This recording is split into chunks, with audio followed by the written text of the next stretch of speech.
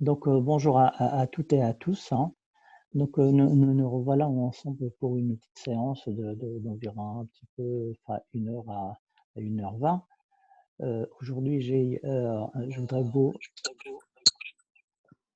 voudrais donc vous parler de ce qui va être, de ce qui va constituer la première, la première partie de votre thèse, hein. Euh, les 2 premiers chapitres peut-être, ou les 3 premiers chapitres en fonction de vos problématiques et de vos questions de recherche. Vous allez voir qu'on va avoir comment dire, un rythme, une façon de présenter les choses qui est beaucoup moins, un peu plus freinée que ce qu'on l'a fait hier, hein, pour ceux qui ont suivi le séminaire sur digital ou phénomène digital, hein, parce que l'objectif principal, c'est d'échanger avec vous. Donc, n'hésitez pas de me solliciter et poser n'importe quelle question. De toute façon, si je ne sais pas, je vous le dirai. Donc, ne vous inquiétez pas, posez les questions que vous souhaitez et je sais, je peux partager avec vous la connaissance, je le fais. Si je ne sais pas, je vous dirai que je ne sais pas. Voilà. Alors, sans trop tarder, on vous avait sollicité, c'est Abderrahim et Rafa, puis Madame Larzouani et moi-même, pour répondre à une petite enquête. Donc, on a formulé 21 questions. 21 questions. Alors, il y a il y a un certain nombre de questions qui portaient sur le comment donc s'est passé le premier séminaire pour avoir vos inputs et voir comment on peut améliorer donc notre façon d'échanger. Bon, je vais passer là-dessus. Donc là, je vais pas donc la disons on parlait, sauf si vous le voulez, donc on peut en parler. Mais dans l'ensemble, on va dire bien, c'était bénéfique à tous ceux et à toutes celles qui ont suivi comment dirais-je, le séminaire. Alors, par contre, je vais partager avec vous un certain nombre de transparents, hein, que je vais montrer rapidement et qui vont tout simplement être ou présenter donc l'agenda de ce séminaire. Et en fait, l'agenda de ce séminaire ou les topics ou les sujets que je vais présenter ont été, voilà, je les ai récupérés de l'enquête. Alors, il faudrait que j'aille partager. Encore, il faudrait que j'aille chercher le fichier qui est là. Alors, on peut effectivement le survoler rapidement, mais attendez, donc il faut que je retrouve. Bien.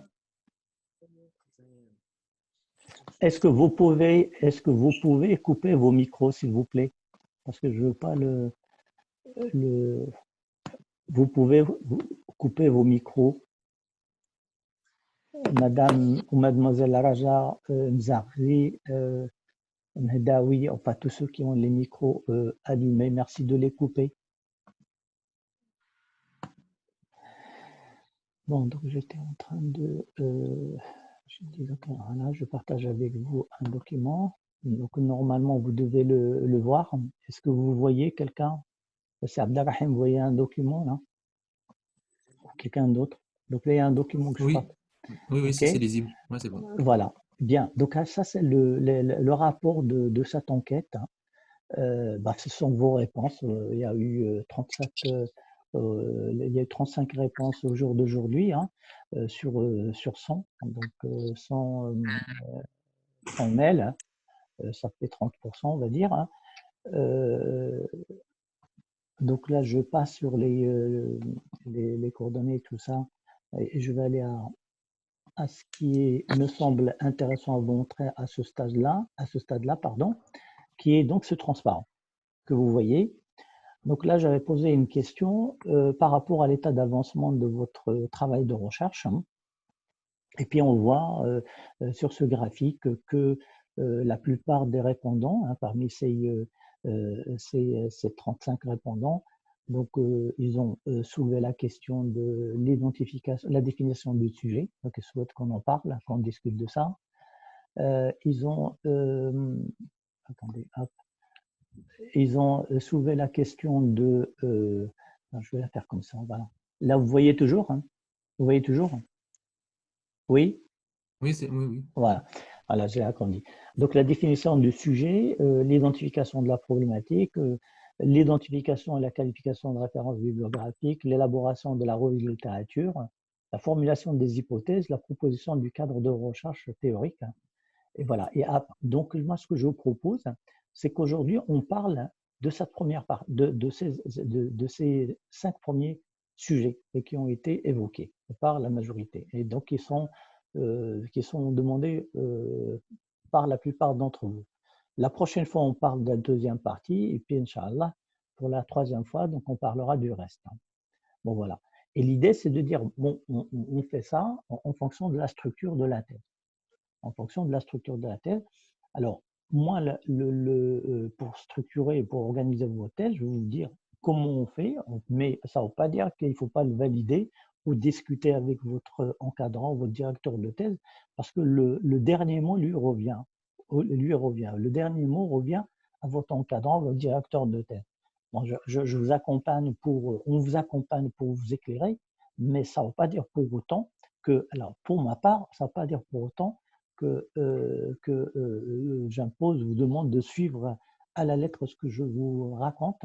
Donc là, il faut se référer à chaque fois à votre directeur de thèse, votre directrice de thèse, et donc suivre ses conseils et ses orientations. D'accord. Donc, comme je suis obligé quand même de dire comment on fait concrètement, eh ben, je vais vous dire moi comment je vais faire la thèse à mes doctorants. Donc là, il y a une thèse, bon, en gros, vous avez deux grandes parties. Vous avez deux grandes parties. La première partie, on va dire, c'est une partie qui concerne la revue de la littérature, qui concerne le comment dirais-je, le cadre de le, le research framework, enfin le cadre de le modèle de recherche avec ses hypothèses. Et la deuxième partie, ça concerne la méthodologie et puis bon, l'investigation, le terrain, et puis ensuite donc une partie ou quelques paragraphes sur l'analyse des données, leur interprétation, les recommandations, et puis la valeur ajoutée scientifique qu'apporte votre travail et surtout la réponse à la question de recherche.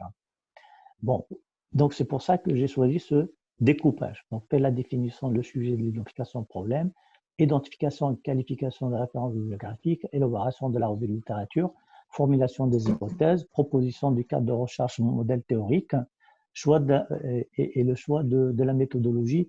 On fera ça la prochaine fois, ce qui permettrait de répondre peut-être à la question qui a été posée au début. Alors, est-ce que ça vous convient? Est-ce que ça vous convient? Oui, oui, oui, bien. Alors, euh, d'accord. Alors, pour la définition du sujet et l'identification de la problématique, moi, ce que je n'ai pas vu dans vos réponses, vos suggestions, c'est le contexte. C'est là le contexte qui permet de soulever certaines problématiques, et spécialement pour, spécialement pour les étudiants, les doctorants qui font une thèse, on va dire, professionnelle, académique, qui travaillent. Donc, enfin, ils font du terrain, ils sont professionnels, donc il faut qu'ils nourrissent le côté scientifique par leur expérience. Et dans ce cas-là, donc je pense qu'il serait bien qu'ils fassent ce que j'appelle moi l'état de l'art, en fait, l'état de l'art pour définir le contexte, pour définir le contexte. Quant à ceux et celles qui s'inscrivent dans un laboratoire pour travailler un sujet de thèse, ben si si vous permettez, bon, les sujets sont déjà identifiés par les responsables et par les directeurs de recherche. Les directeurs de recherche, puis les encadrants, enfin les professeurs encadrants des thèses, ils ont déjà des problématiques de recherche, ils ont déjà des questions de recherche sur lesquelles ils souhaitent faire travailler un certain nombre d'entre vous. Et donc, vous inscrivez votre thèse dans une problématique parmi celles qui est traité dans le cadre de tel ou tel laboratoire et vous prenez une question et vous tentez de répondre à cette question. Donc la définition du sujet, vous l'avez déjà fait, avant de vous inscrire, puisqu'on vous a demandé de rédiger une dizaine ou une quinzaine de pages, de le présenter pour évaluer donc le sérieux du sujet et puis la thématique de la recherche. Alors, une fois qu'on a fait ça, on peut effectivement, dans un premier temps, identifier une problématique sans pour autant la travailler.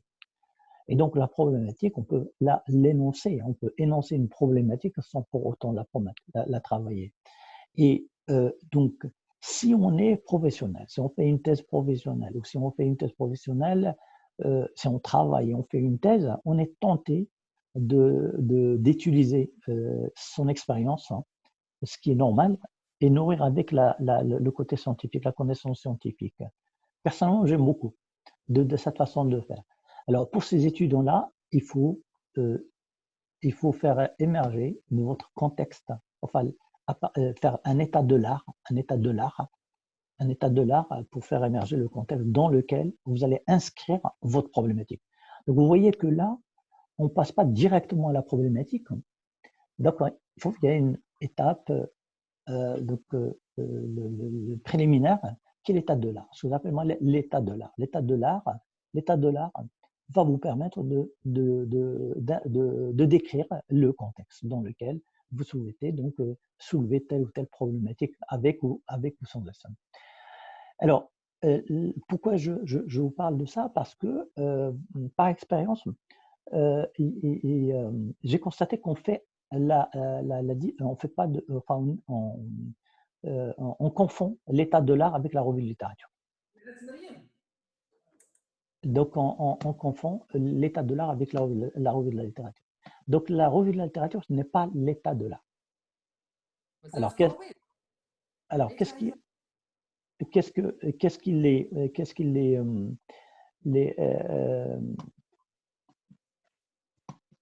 désolé, je suis en train d'arrêter le micro de quelqu'un. Donc, l'état de l'art ce n'est pas la revue de littérature. C'est pas la revue de littérature, il faut la distinguer. Et la finalité de cet état de l'art, c'est pas du tout la même finalité, ou les attendus de l'état de l'art ne sont pas les attendus de la revue de littérature. Là, tout simplement, lorsqu'on fait un état de l'art, on peut bien sûr l'observer. On est dans le terrain, ou sur le terrain, pardon, donc on travaille et puis on observe. On observe ce qu'on fait, on observe ce que les autres font, puis à partir de là, donc on essaie de formuler, de théoriser, si vous voulez, de produire de la connaissance scientifique à partir de l'observation. Donc je ne parle pas des résultats de votre recherche, de côté investigation, de la dernière partie de votre recherche. Non, mais je parle dès le début. Dès le début, vous allez vouloir, si vous travaillez, si vous êtes un professionnel, vous allez vouloir utiliser donc votre expérience. Donc, ce que vous observez, ce que vous analysez, ce que vous étudiez, ce que vous écoutez dans votre profession, ce que vous voyez dans les magazines ou les revues ou les journaux professionnels, et ainsi de suite. Et c'est à partir de là, ou les séminaires que vous suivez, que ce soit donc dans votre entreprise ou en général le secteur d'activité auquel votre entreprise appartient ou d'autres. Et donc, vous faites un état de l'art, un état de l'art par rapport à ça, ce qui va définir le contexte. Alors, par exemple, je travaille dans la banque, et donc j'ai constaté que il y a beaucoup de séminaires, il y a beaucoup d'écrits, de journalistes spécialisés dans la finance ou dans le domaine bancaire et puis qui se pose la question concernant l'utilisation de, comme tout le monde dit aujourd'hui, de la monnaie, la crypto-monnaie ou le e-payment ou le paiement électronique ou etc. Donc le paiement digital ou on peut l'appeler ce que vous voulez. Donc on se pose cette question-là. Donc la question, elle est posée. Il n'y a pas de direction, de directive par rapport à ça. Et donc, je peux, en tant que banquier, dire, bon voilà, ça m'intéresse de faire de la recherche pour éclairer la question avec mes collègues dans le cadre d'un laboratoire qui vont m'aider donc à comprendre. Et in fine, ben, ce travail de recherche, on arrive à répondre à certaines questions. Et ben, donc ces réponses vont servir pour apporter des recommandations à mon secteur d'activité, qui est le secteur de la banque, ou à ma banque, etc. Donc c'est là, l'état de l'art peut aider et va définir le contexte. Hein, donc le contexte de la banque et donc on va émerger, donc on va faire émerger la question de la monnaie, la monnaie électronique ou la monnaie, le e-payment par rapport à ce contexte. Hein. Par rapport à ce contexte, on peut par exemple avoir un contexte qui nous interdit d'avoir telle monnaie. Hein. Donc, regardez pour les bitcoins, c'est pas tout le monde. Il y a certains pays qui l'ont accepté, d'autres qui disent non, no way, et donc ils attendent à ce que leur parlement légifère pour dire OK ou pas OK. Hein. Donc, donc l'état de l'art permet de définir le contexte. Alors que, et donc par rapport à ce contexte, vous allez définir un sujet. Donc vous voyez qu'ici, je n'ai pas défini le sujet, identifié un sujet par rapport à une problématique, mais par rapport, c'est l'état de l'art, définir, identifier un sujet. Et ce n'est qu'après que je vais voir quelles sont les problématiques ou la problématique ou les problèmes, enfin les problématiques dans laquelle, hein, si on prend une problématique, donc, qui est de façon globale, dans laquelle s'inscrit ce sujet ou cet objet de recherche, définir un objet de recherche que je souhaite développer. Alors, si par exemple, je continue avec le même exemple de la monnaie entre guillemets digitale. Hein. Donc la monnaie digitale, les problèmes qui se posent. Alors il y a une question, enfin un objet de recherche, ça serait donc l'environnement. L'autre objet de recherche, ça pourrait être le niveau de financiarisation du pays. L'autre problématique pourrait être l'inexistence ou l'insuffisance de l'infrastructure. Hein. Donc, on n'a pas suffisamment comment de bande passante ou ces éléments-là pour pouvoir faire ça. Ou le degré, enfin le niveau de connaissance, ou le niveau de scolarisation des personnes, parce que pour pouvoir faire ça, il faut être capable de manipuler, d'utiliser donc un dispositif technologique comme le portable ou autre. Et donc, bon, ça pose aussi, ça nous questionne. Donc, vous voyez qu'autour de cette problématique, il y a pas mal de problématiques qui est, on va dire, dans laquelle s'inscrit ce terme un peu générique, la crypto-monnaie ou la monnaie digitale, pour inclure d'autres façons d'autres types de paiement, en fait, hein, d'autres modes de paiement, d'autres modes de façon d'acquérir des choses ou des biens ou des services, mais où et donc là, on a plein de questions. Donc, on a plein de questions. Donc, plein de questions qu'on se pose. Et donc, on peut choisir une question et ça nous permet d'identifier, de qualifier un objet de recherche. Il peut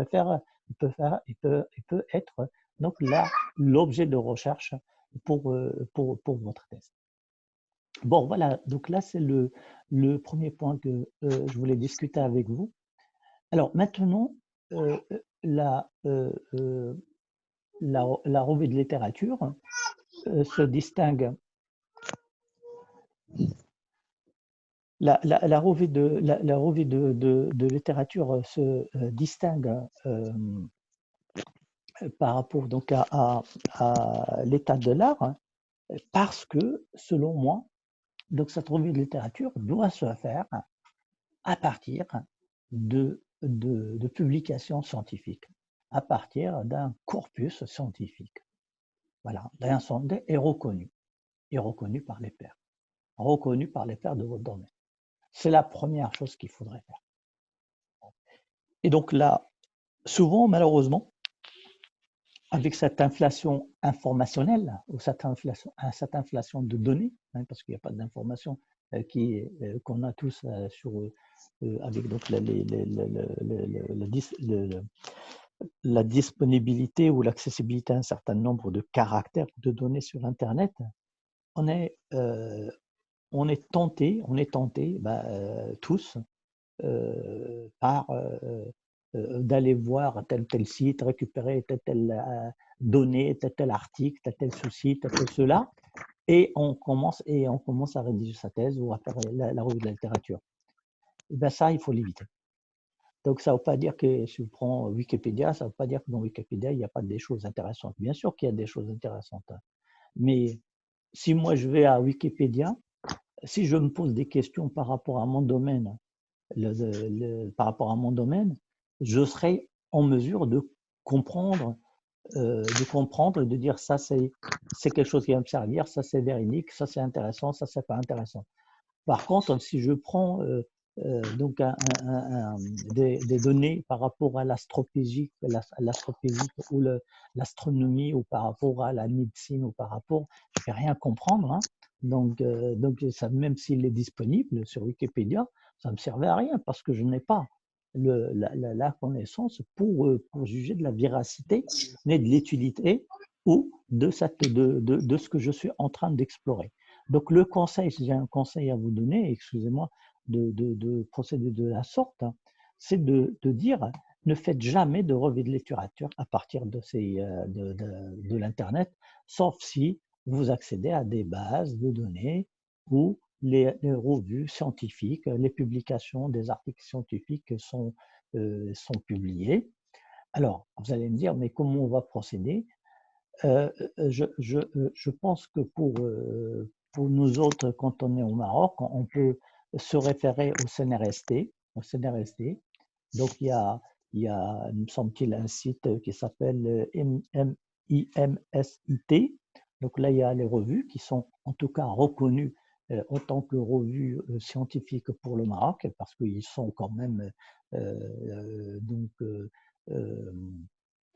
validés par le Centre national de recherche scientifique et de technologie marocain.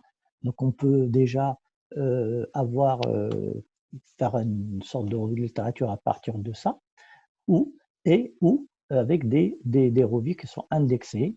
Donc on peut aller récupérer la liste CNRS. Donc c'est pour la gestion, c'est la liste CNRS 36, hein, où vous avez par domaine d'activité. Alors, bon, pas tous les domaines qui sont bien servis, hein, parce que vous savez très bien qu'il y a toujours un peu de lobbying, un peu de politique dans tous les domaines, hein, et notamment donc, en gestion. Donc, mais il y a une liste, hein, qui s'appelle la liste, si vous allez sur le site de le CNRS français, vous allez voir qu'il y a des listes qui est mise à jour pratiquement tous les 2 ans. Et donc là, il y a une qui est récente. Hein. Là, le CNRS, il faut prendre la section 36. Et là, vous allez voir toutes les revues qui sont indexées, hein, des top au moyen, nous passons jusqu'à donc les considérer c'est pas moins bonnes, mais on va dire, un peu moins difficile que les premières. Hein. Et vous allez voir, c'est classé par catégorie, par nombre d'étoiles, par ceci, par cela. Alors, sur cette liste, vous allez voir qu'il n'y a pas beaucoup, il n'y a pas beaucoup de, il n'y a pas beaucoup de, comment dire, il n'y a pas beaucoup de revues francophones. Hein. Il y a quelques-unes en gestion, il n'y en a pas beaucoup, parce que c'est la liste, c'est la revue des revues de scientifiques en gestion. Vous allez voir qu'il n'y en a pas beaucoup. Hein. Je ne vais pas les citer, mais vous les trouvez pour pas faire pour pas oublier d'autres. Citer une et oublier les autres. Donc vous allez les voir, c'est classé par. Alors soit vous allez avoir une revue, par exemple, qui est multidisciplinaire. Hein. Donc multidisciplinaire, c'est-à-dire que quelqu'un qui fait une thèse, un doctorat, mais qui est dans un laboratoire et qui a comment dire que le, là, quelqu'un qui m'a posé la question, est-ce qu'on peut enregistrer? S'il vous plaît, ne le faites pas, ça je ne l'ai pas dit, parce que je vais les mettre, de toute façon, je vais mettre la vidéo sur la chaîne, hein, et qui sera là à accès gratuit, il n'y a pas de souci. Donc, c'est juste pour éviter qu'il y ait plusieurs versions. Donc, je vous fais confiance, je ne l'ai pas dit au début, mais je compte sur vous, n'enregistrez pas. Donc là, je mettrai les vidéos, comme ça on a une seule version. D'accord? Merci beaucoup, hein, en tout cas, pour votre compréhension. Parce que c'est quelqu'un qui m'a posé la question non conversée, donc là j'ai répondu. Alors, donc là je réponds à quelques questions avant de poursuivre. Est-ce que vous conseillez aux doctorants de publier des revues journaux indexées? Oui, mais c'est pas quand je conseille, et c'est une obligation. De toute façon, ce qu'il faudrait faire, dès qu'on a décidé de faire de la recherche, il faut tout de suite, alors ça dépend de votre parcours, mais d'une manière générale, il vous faut votre doctorat. Donc il faut votre doctorat se fait dans un laboratoire. Et votre laboratoire, hein, ce laboratoire n'est reconnu que par rapport à un référentiel. Et donc ce référentiel, c'est les publications des publications dans des journaux qui sont non seulement indexés, mais vous pouvez avoir des publications qui sont indexées, mais qui ne sont pas sur les listes. Hein. L'indexation, ce n'est pas la présence dans les listes. Hein. Donc c'est pour ça que je vous ai donné directement la liste de CNRS. Il n'y a pas tous les journaux. Vous pouvez trouver pas mal de journaux qui sont indexés. Hein. Donc qui sont indexés, mais qui ne sont pas dans la liste. Donc la priorité des priorités, c'est de publier dans une revue, de cibler une revue parmi ces, si vous voulez, ces revues qui sont listées dans la liste CNRS 36. Alors, je ne sais pas si j'ai répondu à la question, parce qu'il y avait une confusion entre indexé et listé. Alors maintenant, est-ce que vous conseillez le doctorant? Alors, doctorant, quand il publie, donc là, normalement, on attend à ce que, à partir de la deuxième année, qu'il commence à. Moi, j'encourage tout le monde à partir, dès que vous avez fait une revue de la littérature, c'est-à-dire dès la première année, il faut commencer à faire des communications dans des colloques scientifiques à comité scientifique pour que vous soyez lu, pour que vous soyez corrigé, pour qu'on fasse des retours sur votre travail et pour que tout simplement vous commencez à avancer. Alors, je sais que, je ne sais pas d'où ça vient, mais je sais que c'est qu'au Maroc, alors vous me corrigez si je me trompe, j'ai un peu l'impression que dès qu'il y a quelqu'un qui commence à écrire 2 ou 3 lignes, il dit tiens, là je détiens la connaissance que personne n'a, donc il garde ça pour soi. Moi, c'est un conseil que je vous donne. Si vraiment on a cette attitude de ne pas diffuser ce qu'on fait, ça veut dire qu'on n'est pas fait pour faire de la recherche, de produire de la. Ça veut dire qu'on n'est pas fait, il faut faire autre chose. C'est pas le métier qui vous convient. Un chercheur, il est d'abord généreux. Un chercheur, un enseignant-chercheur, s'il a choisi ce métier, s'il a choisi d'enseigner ou s'il a choisi de faire de la recherche, c'est pour partager, trouver la connaissance, de produire la connaissance et la partager.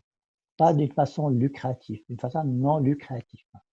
Si on n'a pas ça, n'a pas cet état d'esprit, je pense que les uns et les autres font ne font pas le bon choix. Donc ça, je me permets de vous le dire, mais c'est à vous de choisir. Donc, ça veut dire quoi? Ça veut dire que lorsque quelqu'un vous dit, ou lorsqu'on me dit, bah, tiens, là, je ne peux pas faire ça parce que, bon, on va me plagier, mais on peut vous plagier, mais là, il y a une éthique. Mais moi, je vais vous dire, moi aussi, j'étais plagié, mais sous what? C'est pas grave. Donc là, il y a une éthique et le chercheur doit respecter cette éthique, l'éthique des chercheurs. J'ai pris l'idée de l'autre, même si je fais de la paraphrase, je la réécris d'une autre façon, je la traduis, je le cite. J'ai le droit de tout prendre chez les autres, leur écrit, leurs phrases, leurs idées, et à condition que je les cite. Je les cite. Hein, je ne m'approprie pas, je ne prends pas ni les idées, ni les écrits, ni les écrits des autres, qu'ils soient chercheurs, soit quelqu'un dans le milieu de la recherche académique ou un professionnel. Je cite la source, ou je cite l'auteur ou les auteurs. D'accord? Et je le mets dans mon écrit, dans mon article, dans ma thèse, etc., comme c'est prévu, comme c'est prévu par la communauté scientifique. Donc, selon les domaines, on me dit, bon, voilà comment il faut présenter lorsque vous récupérez une phrase de tel ou tel. Faites-le. Mais combien de fois, bon, je lis des choses, c'est traduction de Google Traduction. Google Traduction, hein. Bon, voilà. Donc ça, il faudrait l'éviter. Il faudrait l'éviter. Et surtout, arrêtons de dire, parce que là je vois aussi des questions, les plagiats, mais si vous voulez, vous avez peur de être plagié, je veux pas, mais pourquoi vous venez faire une thèse? Votre directeur de thèse, il vous a laissé entrer dans son laboratoire. C'est vous qui plagiez, si vous rentrez avec cet esprit-là, parce que vous arrivez avec rien, et il vous donne tout. De sa connaissance, son laboratoire, l'accès à ses collègues, etc., etc., etc. Donc, comment éviter le plagiat, c'est pour la personne qui a posé ça, c'est une fausse question. C'est pas là la question. Travaillez, proposez, et donc travaillez avec vos directeurs de thèse et vous expliqueront, il n'y a pas de question de plagiat. D'accord? Alors, des phrases formulées avec des références en bas de considérées comme du plagiat, mais le plagiat, vous voyez, donc maintenant il y a des outils qui permettent de plagier, mais si un jour vous voulez plagier, c'est pas plagier, je vous explique comment c'est l'inutilité de ces outils. Et là, je pense par exemple à Orkut. Il suffit de tout simplement de prendre un texte, de le mettre sous forme d'image, et voilà, donc on n'a pas accès à l'intérieur. Donc c'est l'attitude qu'il faut avoir. Un chercheur, c'est pas uniquement quelqu'un qui va commencer à écrire, ou à produire de la connaissance scientifique. C'est d'abord quelqu'un qui doit travailler sur lui, même s'il n'a pas cette éthique du chercheur. Et s'il n'arrive pas à l'avoir, ben, on n'est pas tous pareils. Bon, il fait notre métier, c'est pas grave, c'est pas grave. Mais déjà, si on n'a pas dans son éthique que je fais du travail, je travaille avec les autres, de co-publie, je travaille avec les autres, mais s'il y a quelqu'un qui a participé à un de mes documents, ne serait-ce que par une réunion, il faut que je le cite. C'est pas le remercier, le citer, le citer, le citer. C'est pas là, je vais faire travailler tel ou tel ou tel ou tel ou tel ou tel, et après, moi, je vais s'approprier ce qu'il a dit. Vous voyez, il l'a jamais écrit, mais il l'a dit. Il faut pas s'approprier les idées des autres. Il faut pas s'approprier les travaux des autres. Il faudrait les utiliser, parce que de toute façon, s'il vous les a livrés, c'est pour qu'ils soient utilisés par vous, par quelqu'un d'autre. Citez-les, travaillez avec eux. Donc, pour moi, la question du plagiat, c'est un faux problème, c'est un parapluie que les uns et les autres ouvrent pour ne pas faire avancer leur travail. Alors, maintenant, puisque la majorité, et là je vais passer du coq à l'âne, mais j'étais en train de parler de l'identification de la revue de littérature, donc je vous ai cité qu'il faut faire donc une revue de littérature à partir des revues scientifiques listées dans des listes qui sont reconnues par la communauté scientifique, la vôtre. Donc là, je parle de la gestion. Et donc, il y en a une qui est du CNRS français, qui est la 36, qui inclut d'ailleurs des revues américaines. La plupart des revues là-bas, sur cette liste, ce sont des revues américaines. Il y a des canadiennes, francophones, anglophones. Il y a aussi quelques revues qui sont connues françaises, qui sont là-dedans. Et pour le Maroc, référez-vous il y a quelques revues, il y a quelques, bon, ils sont dans le site de CNRST. Bon, même s'ils ne font pas partie d'une liste, encore une fois, ce sont des publications qui sont reconnues par le centre de recherche nationale au Maroc. Alors oui, je disais que, puisque l'enquête a révélé que que la plupart d'entre vous sont en première année de thèse. La plupart d'entre vous sont en première année de thèse, ça veut dire que ceux qui ont déjà fait une année, déjà ceux qui sont en deuxième année, donc normalement, ils doivent avoir fait au moins la revue de littérature et au moins, ils ont fait une communication dans un colloque, national ou international. Voilà. S'ils ne le font pas, je pense que, moi, je les conseille, je pense qu'il faudrait qu'ils le fassent avant d'avancer. Hein, donc, il faut aller valider. Et il ne faut pas avoir peur qu'ils vont piquer, qu'ils vont vous prendre là votre savoir. Hein. Il y a tellement de savoir que personne ne lit que le vôtre, il faut vraiment espérer que vous serez lu. Hein. Voilà, c'est ce qu'il faudrait espérer. Plus vous dites copier, mieux c'est. Hein. Donc ça veut dire que ce que vous faites intéresse les gens. Hein. Donc, bon, je regarde les conversés. Je suis en première année pour comment faire l'état de l'art pour l'apport de. Alors, je ne sais pas si Raja, elle vient d'arriver, hein, parce que j'en ai parlé. Quels sont les points qu'on a détaillés. Donc ça, c'est le problème de quand il y a des gens qui arrivent pas à l'heure. Alors, donc c'est pour Raja, le Harzi, je l'ai expliqué. Donc, je ne vais pas revenir là-dessus, mais si je n'ai pas bien expliqué, on en parlera après. Mais je préfère continuer. Donc, j'ai parlé de l'état de l'art. Hein, et donc, l'état de l'art permet d'avoir le contexte. Je l'ai mis en rapport avec les professionnels, sans pas dire que bon, vous ne pouvez pas faire vous l'état de l'art si vous êtes intéressé à quelque chose dans le milieu professionnel, mais je l'ai distingué de la revue de littérature. Hein. Donc, parce que ce n'est pas les mêmes supports, hein, ce n'est pas le même média, ce n'est pas les mêmes supports.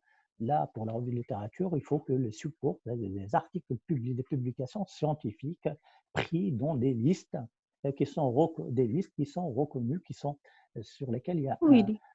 il y a donc un accord de la communauté scientifique, la vôtre, c'est-à-dire de gestion, hein, la communauté des centres de gestion. Hein. Alors, est-ce qu'on peut encore recourir des ouvrages? Bien sûr. Là, il y a c'est Samah qui me pose la question, elle me dit, est-ce qu'on peut étudier les ouvrages? Mais oui, bien sûr. Si vous voulez, modestement, vous lisez le mien, donc sur le digital, le phénomène digital, ça, elle ne va pas observer parce que ce n'est pas fondamental. Par contre, si vous citez Tietar, si vous citez Tietar avec son bouquin sur comment faire de la recherche en gestion, mais bien sûr, même si c'est un bouquin qui est édité, réédité, etc., bon, ça, vous pouvez le faire. Maintenant, pour l'épistémologie, parce qu'on en a parlé la dernière fois, si vous lisez le que sais-je de Jean-Louis Lemoine sur le constructivisme, bon, vous n'allez pas nourrir directement vos thèses avec, vous n'allez pas écrire votre posture épistémologique, mais vous aurez lu ce petit que sais-je d'une centaine de pages, il faudrait le mettre dans la bibliographie générale. Hein, c'est ce que vous avez lu pour vous préparer. Ça, il faudrait les mettre. Ça ne veut pas dire que, bon, on cite dans le corps du texte tout ce qu'on a lu, mais à condition de les distinguer. En fait, dans la bibliographie, il y a la bibliographie générale, vous citez donc là, vous lisez tout ce qui est fondamental, vous le mettez dans le général, mais ça ne veut pas dire pour autant qu'il y a obligation que ça soit cité. Hein, soit cité. De toute façon, ça a été cité dans les articles qui ont été écrits avant que vous soyez né. Donc, citez les articles qui émanent ou qui s'appuient sur ces ouvrages de référence, en fait. Hein. Alors, je ne sais pas si j'ai répondu à la question de Sana. Oui, bien sûr, vous pouvez étudier l'ouvrage, mais pas n'importe quel ouvrage acheté à la FNAC. Hein. Donc là, il faut des ouvrages scientifiques faits par des scientifiques. Hein. Et donc là, j'ai cité un que vous pouvez d'ailleurs vous procurer, hein, c'est les méthodologies de recherche en gestion de Tietar. Hein. Alors, pour la première année, est-ce que ça serait judicieux de donner d'importance à la validation de la base de données, fiches de lecture? C'est Abdelmonem Azouah, je ne sais pas si j'ai bien prononcé votre nom. Ça, c'est à vous de voir comment vous allez vous organiser. Hein. On n'est pas au lycée, hein. Faire les fiches de lecture. Faites des fiches de lecture ou faites pas de fiches de lecture. un encadrant, votre directeur de thèse demande de faire une revue de la littérature et quand vous aurez fini, vous lui demandez son avis, vous pouvez discuter avec lui. Mais maintenant, la manière comment vous allez vous organiser, c'est à vous de voir. Hein. C'est pas à lui de vous guider, vous n'êtes plus au lycée. Hein. Donc là, c'est parce qu'il pose une question, est-ce que je fais des fiches de lecture, pas des fiches de lecture. Et bien sûr, lorsque on encadre quelqu'un qui est en master, il fait son mémoire de master, hein, on lui explique comment il faut faire, hein, en passant par comment il va valoriser les fiches. Mais si à ce stade-là, vous ne savez pas faire les fiches, vous ne savez pas comment donc aborder, comment valoriser et ce qu'il faut retenir dans un article que vous allez lire ou que vous allez travailler, là, il faut revenir, j'allais dire, à ce que vous avez pris en master, hein, donc en master. Hein. Voilà. Alors, bon, je dis ça de façon un peu directe comme ça, mais ceci dit, c'est certains d'entre vous, ils ne savent pas, ils peuvent s'adresser à moi en aparté, bon, je leur expliquerai. Là, c'est la question qui m'a été posée en privé, donc je ne dirai pas qui c'est, donc il peut s'adresser à moi. Alors, là, celui là, qui a des enfants, est-ce que vous pouvez couper votre micro, s'il vous plaît? Alors, là, pourriez-vous nous expliquer, là, là, je vais couper le micro de la personne qui a des enfants qui ne veut pas couper son micro. Alors, ça y est, j'ai trouvé. Allez, hop, en plus, là, je ne laisse pas couper son état. Excusez-moi, là, je suis en train de... Marc Boupro, est-ce que vous pouvez, s'il vous plaît, couper votre micro? Merci. Alors, donc je reviens nous converser pour poursuivre. Alors, les Quimper, vous expliquent la différence entre revue de littérature et la revue de littérature. Alors, systématique, c'est revue de littérature, systématique, pas systématique. Vous faites une revue de littérature, voilà, entre revue de littérature. Vous pouvez, pourquoi c'est Abderrahim, c'est, bon, puisqu'il l'a posé à tout le monde, allez-y, vous avez vu ça, ou pourquoi ça vous chagrine, pourquoi systématique, hein? Pourquoi ce terme-là vous gêne tant, le terme systématique?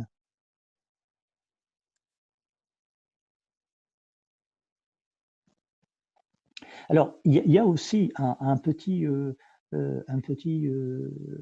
j'allais dire, une question qui est générale, hein, qu'on peut remarquer, c'est que je pense que la plupart d'entre vous ont fait un bac, on va dire, bilingue et dans l'enseignement public, et que donc là, c'est l'enseignement et il est fait principalement en arabe, ce qui conduit à certaines à des difficultés liées à la sémantique la sémantique au sens de ce qu'on lit. Hein. Et donc là, il faut profiter aussi de la thèse de la thèse pour améliorer ça, sauf si vous décidez de l'écrire en arabe. Et l'expérience que j'ai eue, la première expérience que j'ai eue avec mon premier thésard marocain, c'était ça. Hein, donc c'était ça le vrai problème. Hein, lui apprendre à écrire, hein, à comprendre, à écrire. Et donc ça, c'était vraiment le challenge. Donc ça, c'est le. Alors si vous êtes avec la plupart de vos encadrants, des agents de thèse, donc comme ils connaissent la problématique, je suis persuadé, je suis sûr, j'ai vu des collègues vous aider à le faire, mais faites de votre mieux. Donc ne vous arrêtez pas aux termes, etc. Pour avancer, et puis faites-vous lire. Et puis si vous ne comprenez pas, donc vous le dites à votre directeur de thèse, je suis sûr qu'il vous orientera. Et donc il vous aidera. Donc alors, et tu vas parler de la revue de littérature, et cela serait une approche quantitative rigoureuse pour identifier les pictures, etc. Bon, là, il y a la réponse de Cécile à donc Livresque, hein, une réponse de un peu ce qu'on vient quand on suit un cours. Hein. Mais en fait, là, les approches, si vous commencez, regardez, là, il dit que la revue systématique est parmi les types de revues de littérature et se base sur une approche quantitative. Si dès le départ, vous n'avez pas encore commencé ou vous commencez à qualifier ce que vous faites de quantitatif, alors que vous ne pouvez en parler qu'après dans la deuxième partie de votre travail, là, il y a déjà un souci. Il faut pas, donc là, si vous voulez quand j'ai commencé, j'ai dit que la deuxième partie de votre thèse, elle porte sur la méthodologie. Mais je n'ai pas dit du tout si c'est quali ou quanti, c'est qualitatif ou quantitatif ou mixte. Hein. D'accord. Si d'emblée, vous dites, tiens, je vais regarder que, que ces articles qui parlent du Kali. D'ailleurs, de toute façon, vous n'allez pas avoir. De toute façon, ils font tous du Kali. Hein, donc ça peut vous rassurer. Tout le monde fait du Kali. C'est l'inverse qu'il faut faire. Trouvez-moi des articles de quanti, pardon. C'est tout le monde qui fait du quanti. Hein. Très peu de revues font du quali, hein, du qualitatif. Maintenant, si vous commencez d'emblée à dire d'entrée de jeu, dès la revue de littérature, sélectionner votre littérature en fonction de ça, là il y a un problème. Là il y a un problème. Alors maintenant, là il y a un problème. Donc c'est pour ça que il faut lire des revues, qui sont fléchées de centres de gestion, de centres de gestion. Donc vous allez avoir des revues voilà, qui vont faire, ils sont en majorité, publient des articles quanti, avec le quantitatif, mais de temps en temps, vous avez des revues, ils font du quali, hein, ils font du qualitatif. Il faut rien exclure. Voilà. Donc la quanti. Alors j'aime bien. Alors là, puisqu'il il a mis à tout le monde, c'est la réponse de Simon, de Simon à tout le monde, que je connais pas. Hein, donc je réagis sur ce que vous m'écrivez. Elle a une approche quantitative rigoureuse. Ça j'aime bien. D'ailleurs, là, il est quelle heure? Donc là, il y a j'avais demandé à un de mes collègues, professeur Emmanuel Grenier, qui est un spécialiste en fait, de ce qui est quanti, tout ce qui est analyse de données, etc., de venir intervenir et vous parler de l'importance de l'hypothèse, hein, dans les recherches. Donc, il pourra, lui, vous parler de ça. Et en fait, des approches, une approche quantitative rigoureuse, ça veut dire quoi? Une approche quantitative rigoureuse. Mais une approche scientifique rigoureuse, oui, ça, oui, mais pas une approche quantitative. Une approche scientifique est rigoureuse. Mais de toutes les façons, l'approche scientifique ne peut être que rigoureuse. Donc en fait, là, c'est de la tautologie, c'est une approche scientifique rigoureuse. C'est une approche scientifique. Alors, ai-je besoin de le souligner? Ben non, puisque je fais de la recherche. Donc toutes mes approches doivent s'inscrire, sans les écrire dans cette approche, une approche scientifique qui est caractérisée par la rigueur. Alors, qu'est-ce qu'il met dans le futur de la recherche? Je ne suis pas, je parle de la méthodologie empirique. Mais oui, mais bon, là, on est en train les méthodes. Vous voyez, c'est encore une fois la partie méthodologie. Ça, c'est votre deuxième partie de recherche, de thèse, hein, avec les investigations. Mais là, on est au niveau de la revue de littérature. Il faut tout lire. Il faut tout lire, hein, qui s'inscrit dans votre problématique à votre question de recherche. Voilà, il faut tout lire. Des choses qui sont en rapport avec l'empirique, les fondamentales, des méta-analyses. D'ailleurs, c'est ça un des vrais problèmes, c'est que les étudiants ne lisent pas les méta-analyses. Et d'ailleurs, c'est une façon très très simple, très facile pour publier. Alors, méta-analyse, c'est-à-dire que vous lisez ce que les autres ont fait et vous faites un article. Et donc, ce qui fait, puisque vous êtes obligé de le faire puisque vous êtes obligé de le faire pour faire votre vie de la littérature, faites-en un article que vous allez présenter dans un colloque à comité de lecture, hein. D'accord? Et donc les chercheurs vont être ravis de vous lire. Pourquoi? Parce que vous allez le résumer, vous mettre à jour donc une connaissance qui les intéresse dans un tel ou tel domaine. Donc ça, c'est intéressant de faire des méta-analyses, des méta-analyses pour voir dans tel domaine, est-ce que les articles disent la même chose, en quoi ils se distinguent, et ainsi de suite. Alors ça peut être, par exemple, vous pouvez avoir une revue qui est,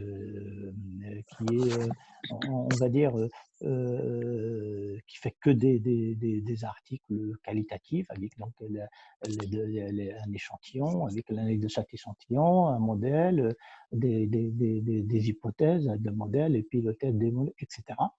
Et vous avez ça, fait que ça, mais donc là, mais de temps en temps, bah, elle fait d'autres articles, elle fait d'autres articles, mais et vous voulez savoir comment il produit cette connaissance, hein. Ça, c'est une question. Comment il produit cette connaissance? Ça, vous pouvez déjà le faire au niveau comment dirais-je, pour vos marques, le CNRST. Donc, il y a tellement de choses qui sont très très bien, qui sont produites par les collègues au Maroc, pour ne pas dire marocains, parce qu'il n'y a pas que des Marocains. Donc, lisez ça dans votre domaine et faites-en un article, une méta-analyse. Et donc, mettre une méta-analyse et voir comment les uns et les autres font des approches. Posez-vous des questions de recherche par rapport à vos lectures, hein, par rapport à vos lectures. Et valoriser. Et en fait, là, la question qu'il faut se poser, c'est qu'à chaque fois que je travaille pour nourrir ma réflexion, pour avancer mon travail de recherche, il faut que je le valorise. Donc pour mon laboratoire. Donc il faut que je le valorise pour mon laboratoire et avec donc mon directeur de thèse. Il faut toujours se poser des questions comme ça. Et je travaille, voilà, le valoriser. Et bien la valorisation passe par la publication, hein, ou la communication et la publication. Donc, une communication et un article. Une communication, c'est lorsque, bon, voilà, j'écris un article, enfin, une communication, je la présente dans un colloque, mais à comité de lecture, pour que je sois lu, et pour que je sois corrigé, pas corrigé, ou en tout cas, pour que j'ai des inputs de la part des collègues, et pour que je commence à me faire connaître dans mon domaine, hein. Et puis, ben, cette même communication, donc, vous pouvez l'améliorer, la nourrir avec donc, les conseils ou les apports de vos rapporteurs, hein, du colloque, et puis après la proposer à une revue. Ça, c'est un travail qui me paraît assez intéressant à faire, hein, et il faut donc l'avoir en tant qu'objectif au bout d'un an pour valoriser le travail d'un an de recherche et qui serait donc un aboutissement pour la partie sur la revue de littérature qui va nourrir votre thèse. Bon, alors, donc alors je reviens à ce que je disais là. Donc on a fait pour l'identification des revues pour la revue de littérature. Donc attention, donc, ce qui est important, l'élaboration de votre revue de littérature, il faut que tout ce que vous citez, il faut que ce soit du scientifique, c'est-à-dire donc est qualifié en tant que connaissance scientifique, sans pas dire autant qu'elle est juste, hein. Donc là, vous verrez après que bon, le nombre de bêtises qu'on peut écrire, mais en tout cas, récupérez-les dans des revues scientifiques, hein. Donc, alors donc l'identification, qualification des références bibliographiques. Alors là, il faut pour l'identification, là, il y a il faut avoir accès à des bases de données scientifiques, à des bases de données scientifiques. Tout existe, hein, mais il faut avoir accès, qui malheureusement est payant. Donc il y a certaines choses qui sont donc dans Google Scholar, vous pouvez récupérer parce qu'il y a des gens qui sont, j'allais dire,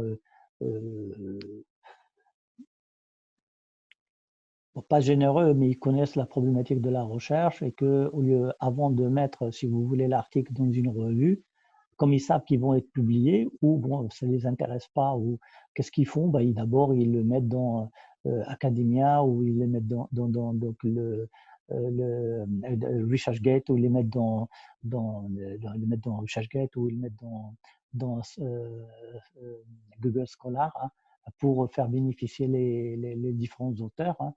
Bon, ça c'est on peut pour lire les auteurs, on peut commencer par ça. Puis à un moment donné, il faut se trouver un petit budget pour avoir les revues. enfin tout ce qui relève de l'aspect argent, finance, tout ça.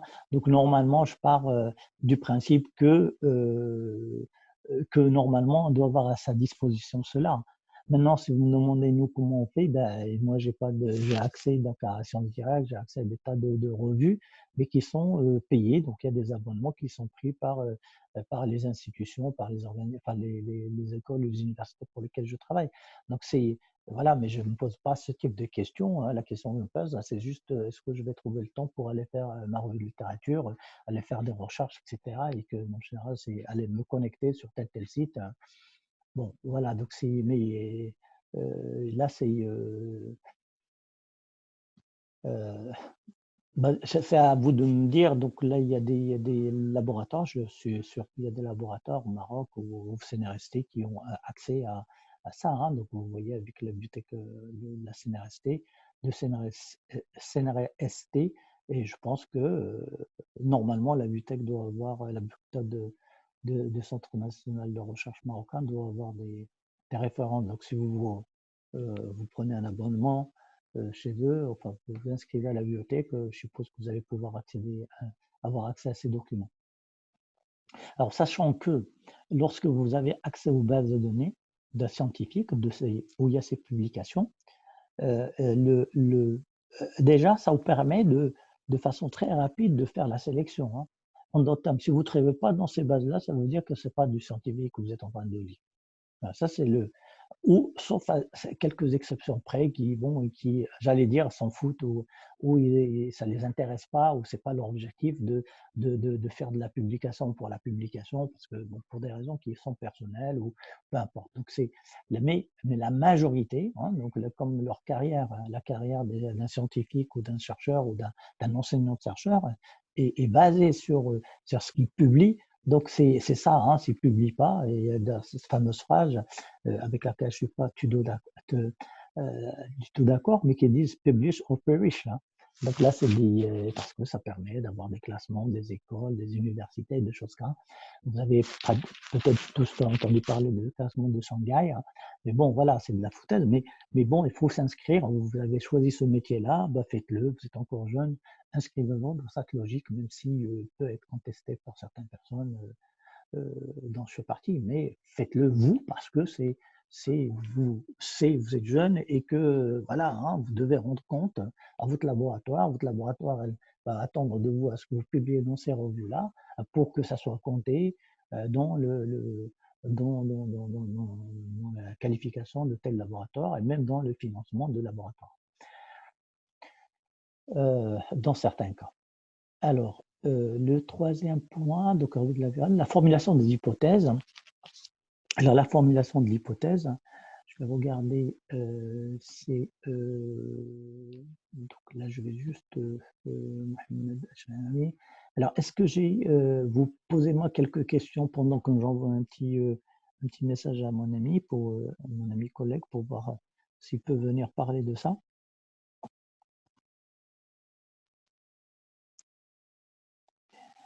Euh, euh, alors, l'hypothèse, euh, qui sont ceux qui sont déjà les conformés.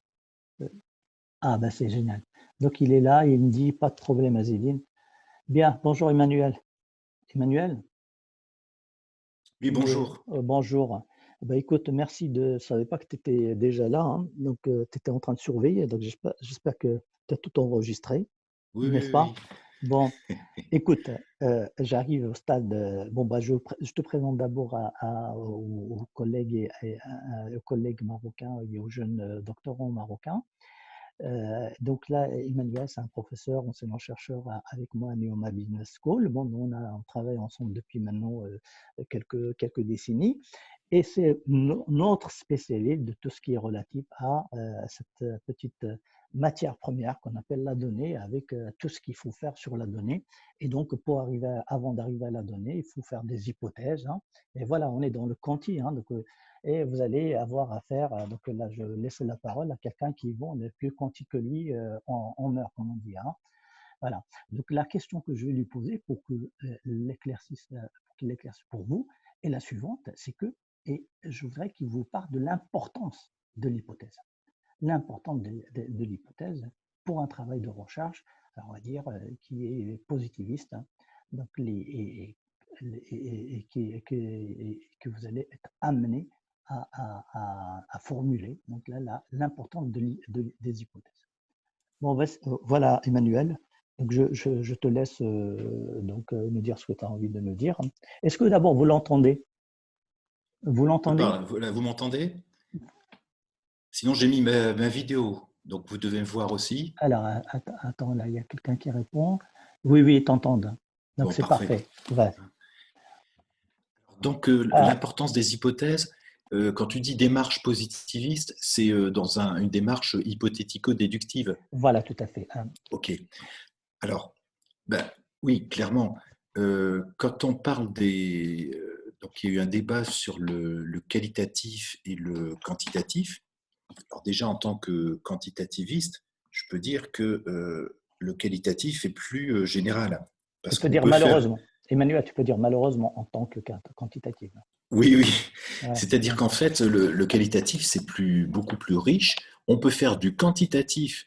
Et ça, mon collègue Azedine Benali le sait très bien, puisqu'en fait, il utilise des outils qui font de l'analyse de données textuelles en particulier.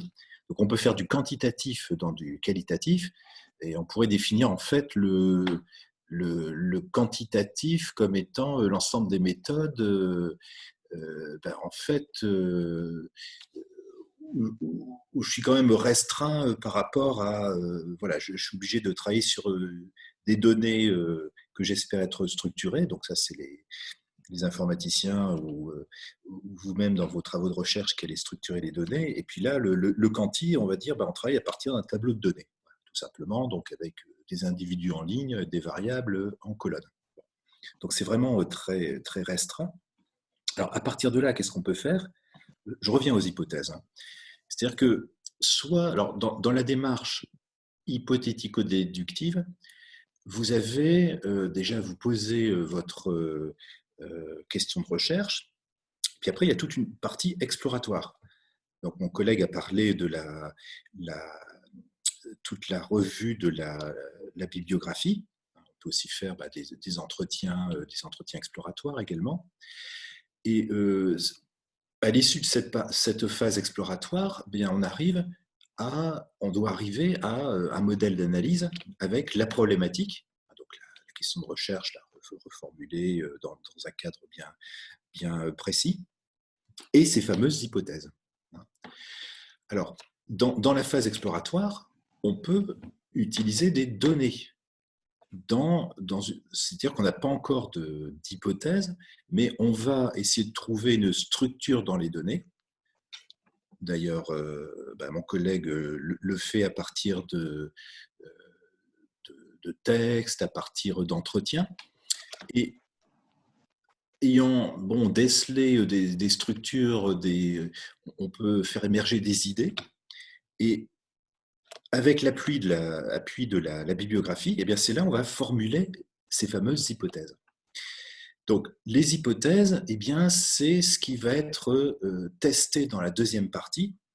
Donc, je suis bien dans l'hypothético-déductif. Hein.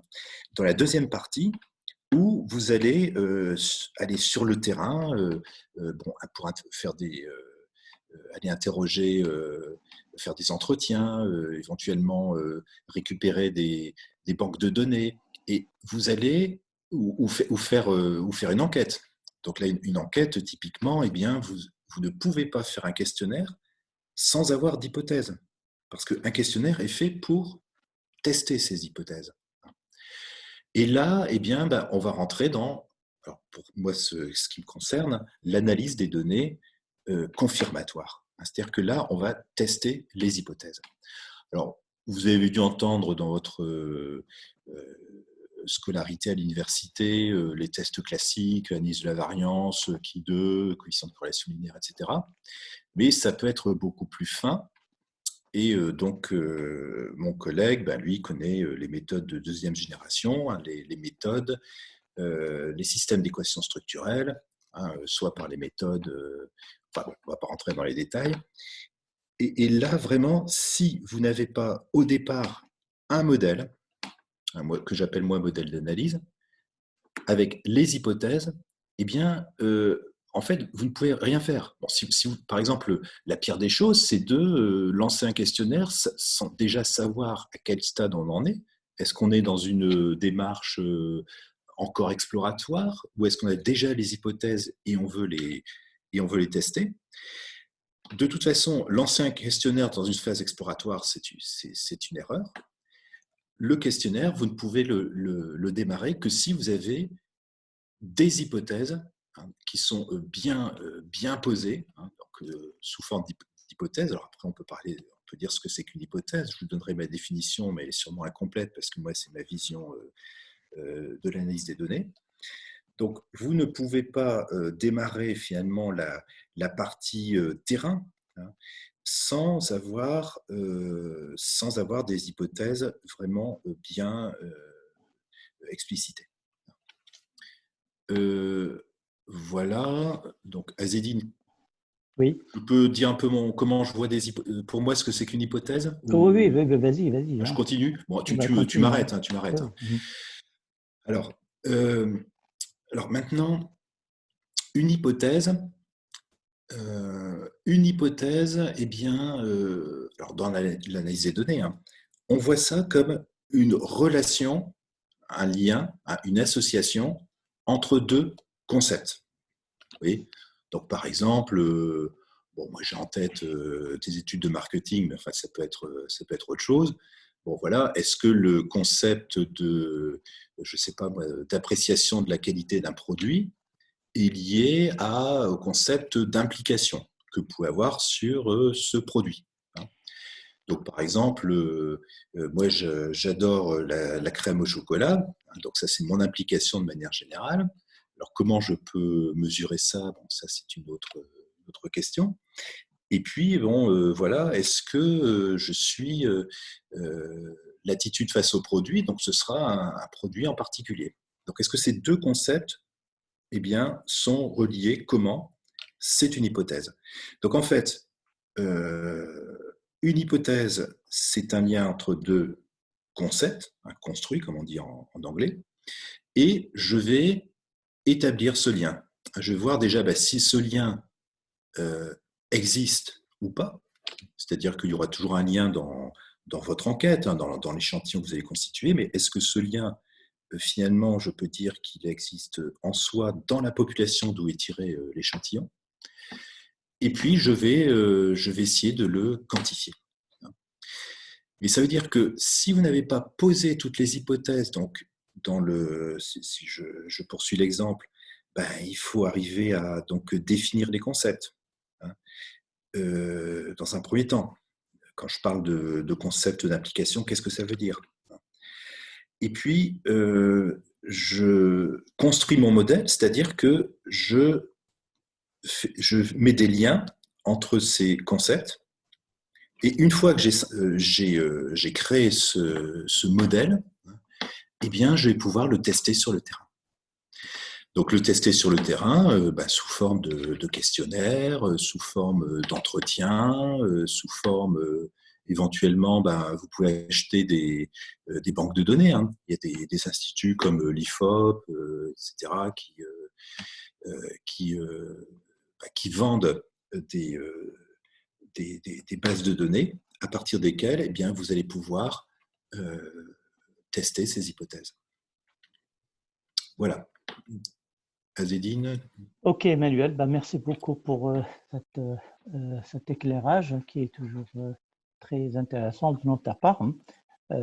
Même en étant un quelqu'un qui travaille, qui fait beaucoup de quantitative et du positivisme, mais bon, depuis je t'ai reconverti, hein, autre chose. Mais donc là, ce que je voudrais juste, comment dirais-je, un peu en guise de, je veux dire, en guise de résumé, c'est que quelle est la finalité lorsque on fait une revue de la littérature, hein, et la finalité de cette revue de littérature, c'est justement de faire émerger ces hypothèses ces hypothèses que Emmanuel nous a expliquées, et donc elle est liée, et donc faire de ces hypothèses des éléments de lien entre les différents. Bon, Emmanuel a appelé ça déconstruit, mais lorsqu'on fait des modèles, on appelle ça déconstruit. Mais lorsque vous ne faites pas de la modélisation, vous faire donc c'est des liens entre les différentes variables, votre variable dépendante et les variables indépendantes. Et c'est ça donc l'hypothèse.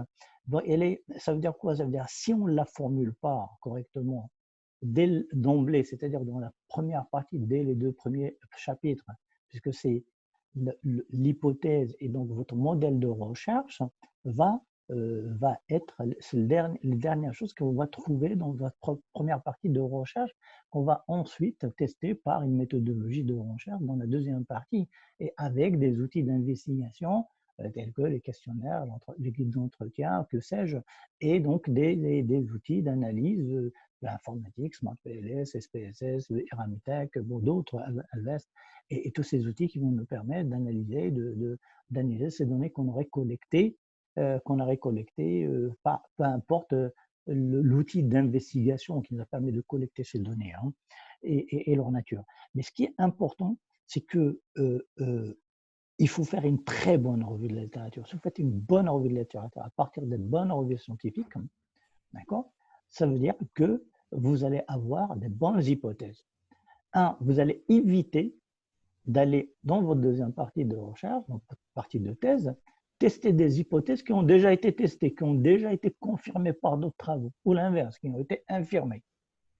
Vous allez pouvoir les identifier, dire, bah, tiens, telle hypothèse a été testée dans tel environnement. Moi, je sais que tel et tel auteur l'ont testée dans tel environnement. Moi, je veux tester cette hypothèse, je l'intègre dans mon modèle de recherche et je veux la tester dans mon environnement maroco-marocain. Là, ça passe parce que c'est qu'est-ce que vous avez apporté, qu'est-ce que vous allez apporter à ce travail de recherche. Votre thèse va apporter comme valeur le test d'une hypothèse d'un environnement qui est différent de l'environnement qui l'a confirmé. Et donc après, vous allez soit trouver que vous confirmez une fois que vous aurez fait la deuxième partie, collecter les données, peu importe. Donc là, vous allez trouver que l'hypothèse se confirme aussi. Et là, vous dites, vous voyez, hein, je trouve le même résultat que tel. Donc, on peut, donc ça, c'est pas le positiviste que je suis parce que je ne le suis pas, mais on va parler comme un positif, dire, bon, voilà, du moment que cette hypothèse elle se confirme dans des environnements différents, on l'a fait en Chine, on l'a fait aux États-Unis, on l'a fait en Allemagne, en France, au Maroc, etc. Donc, on peut commencer à penser que tendre vers ce qu'ils appellent une règle, hein, parce que c'est ça ce que font les positivistes ou les gens qui sont très quanti. Bon, voilà, donc ils prennent un échantillon et puis après, ils essaient de voir, de tester les hypothèses pour qu'une fois c'est testé, on en fait une règle. On en fait une règle. Donc, si vous voulez, donc plus on teste, lorsqu'on teste une hypothèse, enfin quand je dis une hypothèse ou des hypothèses dans un environnement donné, en faire une règle, il faut le tester dans tous les environnements possibles et imaginables. Et là, peut-être on peut penser que bon, elle peut être, on peut penser à en faire une règle ou pas une règle, mais pas d'emblée. Hein. Donc, si vous voulez, l'hypothèse est donc c'est le lien entre vos variables, d'où leur importance, très important. Alors, bon, on ne va pas le faire aujourd'hui, ce qui introduit un autre thème, et là, donc là, Emmanuel il est toujours là, s'il veut prendre la parole, pour vous aussi expliquer l'importance de ce qui lie, donc de ce qui constitue la variable qui lie les différentes hypothèses, à savoir les indicateurs. Et ça, c'est très important, les indicateurs. Les indicateurs, les items ou les indicateurs, c'est-à-dire ce qui va expliquer, mais décrire ou définir donc là votre variable. Ça, c'est très important. Et ce sont ces indicateurs-là, ces items, ces items qui vont par la suite être traduits en questions. Si vous faites un outil d'investigation dans votre question-là, où ils vont être pris en considération dans les paragraphes ou les questions que vous allez poser dans les 5 parties ou les 6 parties de votre entretien, le guide d'entretien semi-directif ou directif. Ça, c'est très important. Donc, pour finir avec cette première partie de ce petit séminaire sur la méthodologie, la revue de la littérature, elle va vous permettre une bonne revue de littérature conduit à de bonnes hypothèses, conduit à un bon modèle de recherche, et d'emblée, il faut penser donc, aux items. Donc, c'est-à-dire, on peut les ressortir à partir de la revue de littérature. Parce que sans ces éléments-là, après, vous pouvez, comme diraient les informaticiens, garbage in, garbage out. Vous pouvez collecter n'importe quelle donnée, hein, même si vous ne faites pas un échantillon, même si vous interrogez toute la population, et après vous collectez, vous analysez ces données-là, vous n'allez pas obtenir des résultats par rapport aux référentiels positivistes qui sont intéressants. Hein, même, vous voyez, je ne parle pas de l'échantillon. Imaginons qu'on interroge toute la population.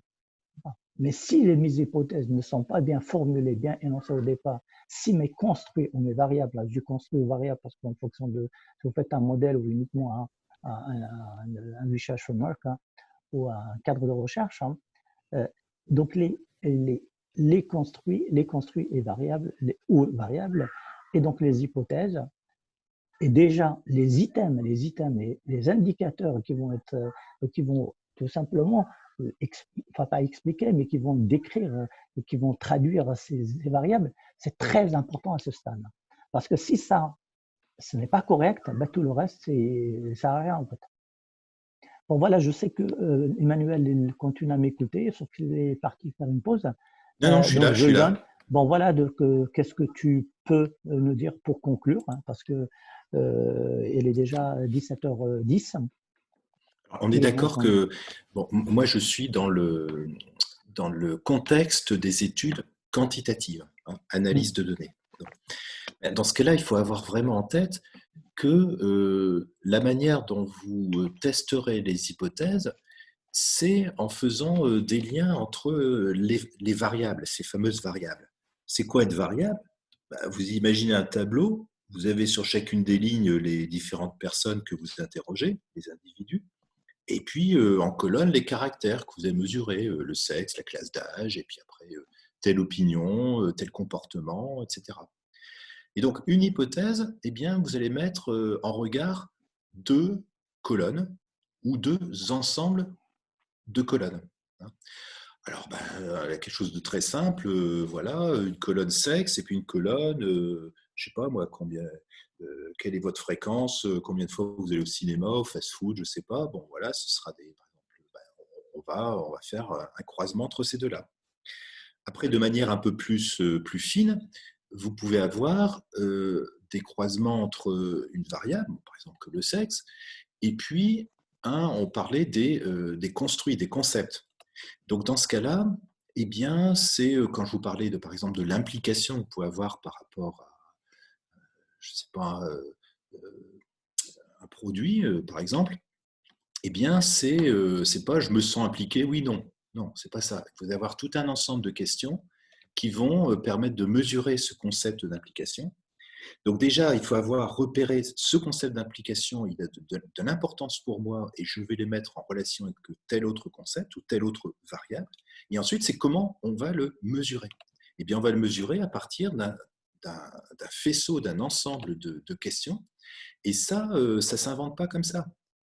Alors, construire des questions pour mesurer un concept, c'est un travail de recherche, c'est une thèse. Vous voyez. Donc le mieux, c'est de voir ce que les auteurs ont déjà produit, de voir si ça existe déjà. Et donc, vraiment bien identifier, déjà à un niveau très simple, les variables basiques, hein, une seule colonne. Déjà être capable de poser la question de manière pertinente, poser les questions de manière qu'on puisse traiter, tester les hypothèses. Et ça, c'est pas n'importe comment. Par exemple, quand vous mesurez une opinion, eh bien, il faut le faire sur une échelle quantitative. Alors attention, quantitatif, c'est dans le sens numérique, hein, parce qu'il y a aussi les méthodes quantitatives, les méthodes qualitatives. Là, on est bien dans les méthodes quantitatives. Mais dans les méthodes quantitatives, j'ai un tableau de données et dans ce tableau de données, les colonnes sont des variables qui peuvent être soit quantitatives, numériques, soit qualitatives, comme le sexe, la profession, etc. Bon. Donc, il faut mesurer ça par une échelle, d'une certaine manière, parce que voilà, ça s'explique. Derrière, il y a des propriétés de l'échelle qui font qu'on pourra l'exploiter. Donc déjà, il faut être vraiment très au point par rapport à ça. Euh, Bien voir ce que les auteurs ont, les échecs que les auteurs ont utilisés. Et attention, pour ça, il ne faut pas prendre n'importe quelle revue.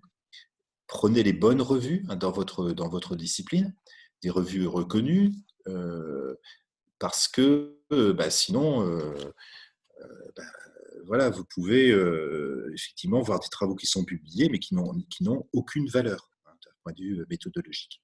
Donc vraiment, la première chose à faire, donc je reprends un petit peu l'idée euh, d'Azedine, c'est déjà donc dans la phase exploratoire, hein, aboutir aux hypothèses. Et ensuite, ces hypothèses, comment concrètement je vais les tester? Donc, si j'utilise des méthodes quantitatives, je vais me trouver face à un tableau de données. Donc, quelles sont les questions que je dois poser pour avoir des données d'une certaine nature que je pourrais traiter? Et après, c'est la même chose si vous utilisez des méthodes des entretiens, par exemple. Ce sera exactement la même chose. Finalement, tel entretien va me permettre de tester quelles hypothèses. Ce ne sera pas les mêmes hypothèses qu'un autre entretien. Maintenant, comment je vais conduire l'entretien de manière à éviter les biais? Parce que c'est très facile de saboter un entretien. Et donc, c'est encore plus difficile de savoir conduire un entretien convenablement que de savoir récupérer des échelles pour une étude quantitative. Mais toujours, en fait, le lien entre tout ça, c'est vraiment l'hypothèse. Donc, arriver à des hypothèses pertinentes dans le sens où elles vont vous permettre de répondre à votre problématique. Je rappelle qu'une hypothèse, c'est quoi? On est dans la démarche scientifique. Une hypothèse, c'est une proposition de réponse à la problématique, c'est une affirmation provisoire. En attendant, voilà, c'est la science. C'est-à-dire que on pose des hypothèses et après, on va voir si ces hypothèses sont validées ou pas. Donc, arriver à bien poser les hypothèses. Et une fois que c'est fait, et bien après, maintenant, comment je vais tester les hypothèses? Et là, vraiment, si j'ai un conseil à donner, c'est de vous inspirer des travaux qui ont été faits par vos prédécesseurs. Surtout, n'inventez pas de vous-même, bon, tiens, oui, je vais tester ça d'une certaine manière, tiens, je pose cette question, on verra bien comment les gens vont répondre. Vous êtes sûr en fait, que vous allez saboter votre travail. Ça, c'est clair, c'est la seule assurance qu'on puisse avoir dans un travail de recherche, c'est que, en particulier, si vous lancez un questionnaire en vous disant, bon, allez, je pose des questions et on verra bien après ce qu'on pourra en tirer, sans que ce questionnaire ait été vraiment conçu pour répondre à vos hypothèses, vous êtes sûr que vous n'aboutirez à rien et que le questionnaire, c'est même pas la peine c'est même pas la peine de faire une analyse derrière. Ce sera une perte de temps, vous pouvez le jeter directement. Est-ce que j'ai répondu à la question, Zétine? Oui, oui, oui, très bien. Oui, merci beaucoup, Emmanuel. J'étais en train de regarder ce que les jeunes ont mis comme commentaires ou questions dans conversées. Donc là, là, je vais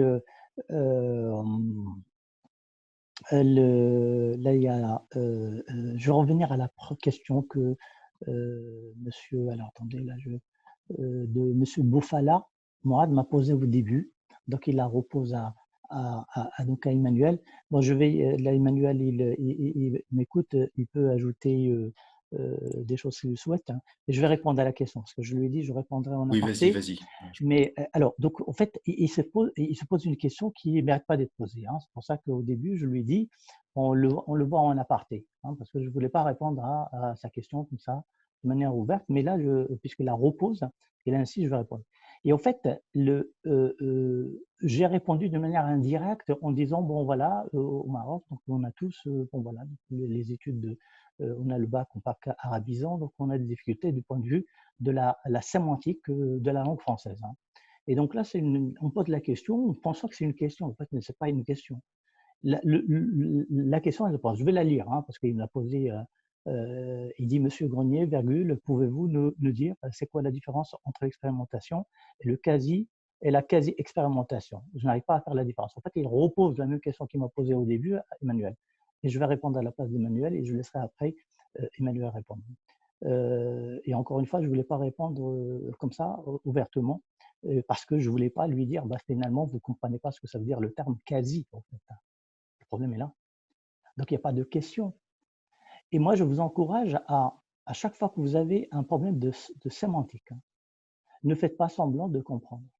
Allez comprendre, demandez à votre directeur de thèse, dites-lui, il n'y a pas de honte à dire ça, je n'ai pas compris. Même si lui, il emploie un langage, lui, il sait, mais peut-être pas vous.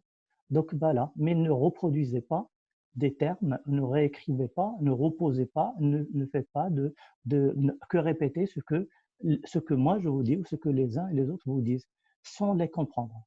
Donc ici, pour Mourad Boufala, le quasi, ça veut dire que ce n'est pas expérimental. Hein, l'expérimental, il y a le quasi-expérimental, c'est-à-dire qu'on n'est pas dans des conditions d'expérimentation. Mais si vous voulez, lorsqu'on se réfère à un travail qui est quantitatif, comme on vient de l'expliquer, mais le tout est quasi. Le tout est quasi. Dès que la méthodologie, tout est quasi. Pourquoi? Parce que tout simplement, on ne va pas, vous allez interroger, vous allez questionner les gens. Imaginons que vous choisissez une méthodologie de recherche avec donc un outil d'investigation qui est le questionnaire, et vous allez interroger vous allez interroger quelques individus, hein, pour collecter quelques observations, hein, que vous allez aller par la suite. Mais c'est pas impossible. On n'interroge jamais toute la population. On prend un échantillon dit significatif. Alors maintenant, qu'est-ce que ça veut dire le terme significatif? Donc ça, c'est moi, j'ai jamais compris ce que ça veut dire significatif, parce qu'il ne pourra jamais l'être. Il pourra jamais l'être. D'accord. Alors, donc ça veut dire que le quasi, déjà le Attention. contenu. Oui, mais attends, je Non, finis. tu as dit significatif, tu voulais dire représentatif. Oui, oui, représentatif, significatif par rapport représentatif de la population, en fait. Significatif et représentatif de la population. Parce que ça veut dire qu'on connaît toutes les caractéristiques de la population. Ce n'est pas parce que j'ai interrogé des hommes et des femmes, ou des jeunes et des moins jeunes, ou des gens qui ont 5 ans ou 4 ans, ou des gens qui ont 10 ans, 15 ans, qui sont les mêmes. Non, on peut avoir le même âge, mais on est caractérisé par ce qui nous appartient, des caractéristiques intrinsèques. Donc, on ne peut pas avoir une représentation significative de la population. Donc déjà, ce qu'on fait lorsqu'on est positivisé, on fait du quanti, c'est du quasi. C'est du quasi. D'accord? Donc c'est du quasi. Alors, après, j'ai demandé à M. Boufala quel est le sujet de sa thèse. Et là, je m'aperçois que c'est un professionnel. C'est un professionnel. Donc, si c'est un professionnel, ben, je pense que c'est très, très bien, hein, de pouvoir faire des thèses. Hein. C'est un professionnel voilà, il travaille sur un sujet pour un organisme, pour ne pas dire une société. Il a dit une société, mais donc c'est un organisme. Donc, si vous voulez, son approche, parce que ben, ils sont des choses en tant que professionnels, hein, ils sont des choses, il veut les traduire.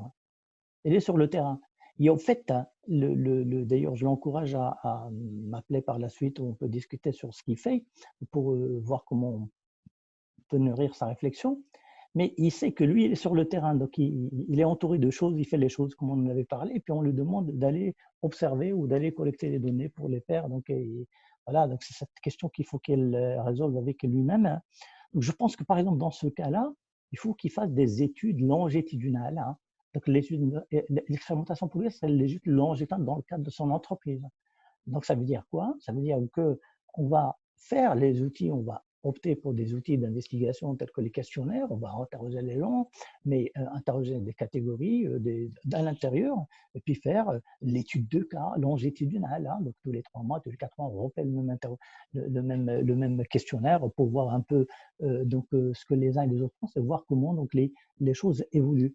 Et donc ça, si vous voulez, c'est des méthodologies qui ne sont pas proposées par les méthodologies standards de recherche, que ce soit le quasi-quanti positiviste ou le quali constructiviste, mais on peut faire aussi du quali tout en étant positiviste. Donc, pour vous, hein, puisque vous revenez à la charge, voilà, j'ai répondu à votre première question qui est reposée à Emmanuel. Donc Emmanuel, donc est-ce que tu peux ajouter quelque chose à Alors, Monsieur Bouffala concernant donc son interrogation sur l'expérimental et le quasi-expérimental, hein, parce que ça le gêne. alors, quasi expérimental, c'est-à-dire qu'on est dans l'expérimental, mais on ne peut pas utiliser le comment dire, la randomisation. En fait, on ne peut pas faire un choix aléatoire des individus, hein. Bon, donc en fait, on va dire qu'on essaie de faire de l'expérimentation, mais sans être vraiment dans des conditions optimales, enfin dans les conditions classiques de l'expérimentation. Et du coup, bon, derrière, il y a toute une méthodologie, mais là, il faudrait vraiment regarder les articles qui traitent de ça, hein. Bon, par contre, est-ce que vraiment être dans une démarche expérimentale, ça veut dire, bon, c'est très particulier. La démarche expérimentale, bon, on voit ça, bon, bien sûr, dans les sciences, en dehors des sciences humaines, sociales, bon, ben, oui, hein, bon, il y a des démarches expérimentales. Bah, vous voyez, par exemple, sur les traitements pour le Covid, on est en plein dans des démarches expérimentales et on reproche à certaines études, justement, de ne pas respecter ce que demande ce type de démarche. Bon, maintenant, quand on est dans des domaines enfin, liées au management, bon, ben, voilà, ça peut être des expérimentations, on va dire, qui sont plus sur des aspects cognitifs, psychologiques, hein. Bah, par exemple, on va montrer, il va y avoir un stimulus qui sera montré à un groupe, ce sera le groupe traité, et puis un autre groupe ne verra pas le stimulus, ce sera le groupe témoin. Bon, c'est vraiment un cadre très restreint. Alors là derrière, effectivement, quand on rentre dans l'expérimental, c'est pas évident, hein. Faut vraiment, je pense, se former à ces méthodes-là, lire la bibliographie à ce sujet-là. Maintenant, ce que vous ferez par contre pratiquement, enfin, ce qui est beaucoup plus courant, c'est l'enquête, hein. Donc l'enquête, où on va constituer, voilà, l'enquête, c'est ce qui est différent de l'expérimentation. Et derrière, il y a aussi des contraintes, mais qui sont, on va dire, moins grandes que pour l'expérimentation. Ceci dit, voilà, en particulier, il y a le problème de est-ce que mon échantillon est représentatif de la population ciblée. Et derrière ce terme de représentatif, il y a un tas d'idées, de préconçues, d'idées fausses au sujet, hein. C'est-à-dire qu'un échantillon représentatif, ce n'est pas un échantillon de grande taille. Ça, c'est faux, hein. Après, représentatif du point de vue, tout dépend de l'étude qu'on veut faire derrière. C'est-à-dire qu'un échantillon peut être représentatif au sens, quand vous faites des entretiens, il sera représentatif si vous avez, votre échantillon représente la variabilité, vous voyez, mais pas forcément les quotas, hein. Si vous faites des entretiens, il ne faut pas se dire il faut que j'ai autant d'hommes que de femmes que dans mon échantillon de la population, etc. Maintenant, si vous faites une enquête, cette fois-ci, de toute façon, vous n'aurez jamais un échantillon représentatif. Donc derrière, c'est comment on gère des biais. Et de toute façon, si vous dites que une hypothèse, c'est un lien entre deux variables ou entre deux concepts. Un concept, en fait, c'est on va dire, on appelle ça techniquement une variable latente, c'est-à-dire que je ne la mesure pas directement, mais par le biais de questions que j'ai pu poser autour de ce concept. Eh bien, à ce moment-là, même si votre échantillon n'est pas représentatif au sens des quotas, hein, c'est-à-dire que même si j'ai essentiellement des hommes, essentiellement des jeunes, ou je ne sais pas quoi, par rapport à la population ciblée, ce n'est pas très grave, parce que un lien entre deux variables, vous le verrez même si l'échantillon est biaisé. Pour prendre un exemple bête, mais bon, que je, vous dites, tiens, par exemple, mon hypothèse, c'est qu'il y a un lien entre le poids des gens et leur taille. Bon, on le sait bien, enfin, admettons, je ne sais pas. Vous le verrez forcément, même si dans votre échantillon, il n'y a que des hommes jeunes. Voilà. Donc, la représentativité de l'échantillon, c'est effectivement une question qu'il faut se poser, mais vous voyez, derrière tout ça, eh bien, il y a des études, des solutions, des choses qu'il faut faire, ne pas faire. C'est pour ça qu'il y a vraiment la recherche bibliographique, c'est vraiment très important. Et c'est dans les articles que vous lirez avec des recherches similaires que vous pourrez avoir des réponses à votre question. Adéline, j'ai répondu? Oh, oui, oui, merci beaucoup pour ce complément. Oui, bon, merci beaucoup, Emmanuel, hein.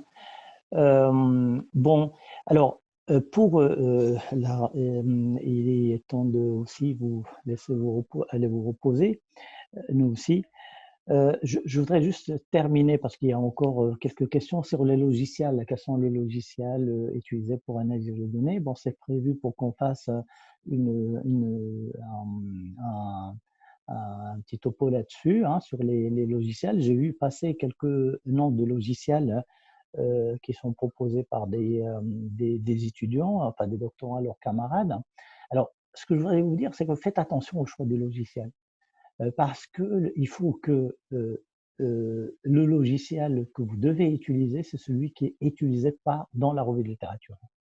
Et parce que si vous faites une revue de la littérature et puis dans votre domaine, pour votre question de recherche, tout le monde utilise le logiciel L et vous allez utiliser le logiciel M, et bien même si vous faites un meilleur travail, vous pouvez apporter ce que vous pouvez apporter, les gens qui vont les reviewers de votre article, donc ils vont rejeter l'article ou la communication parce qu'ils ne savent pas de quoi vous parlez.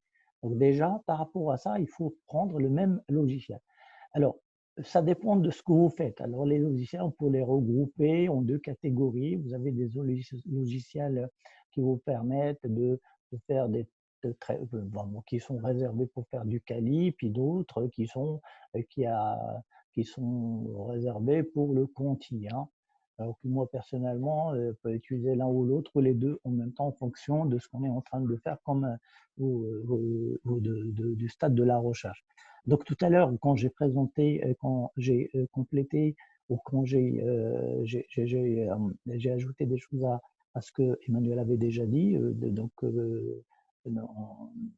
déjà dans leur globalité, totalité, j'ai dit, bon, attention, donc il y a la variable ou le construit, hein, donc là, c'est un modèle avec des hypothèses et des construits, donc ça veut dire que là, vous faites de la modélisation, et là, on fait des équations structurelles, on a fait du logiciel, ça serait du Smart PLS par exemple, ou de Amos, ou des choses comme ça.